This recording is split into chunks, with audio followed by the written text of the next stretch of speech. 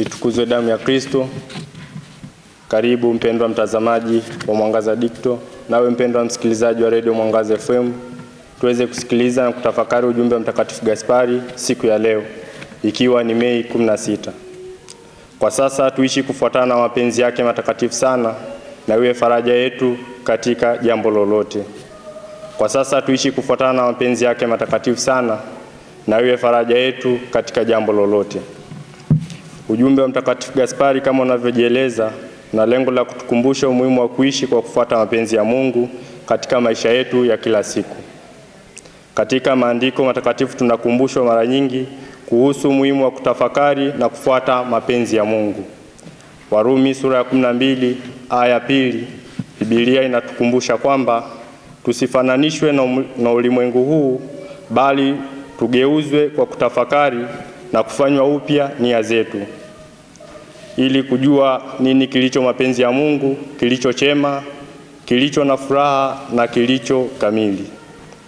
Ujumbe huu unatuasa kuishi kwa njia inayompendeza Mungu, na tunapofanya hivyo tunapata faraja na nguvu katika nyakati ngumu.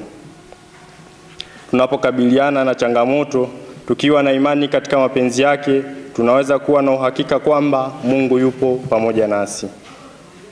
Hii inatukumbusha kuwa hata katika hali zetu za kawaida tunapaswa kuwa na mtazamo wa kiroho, kuishi kwa upendo na kujiweka katika njia inayomfaidi Mwokozi wetu.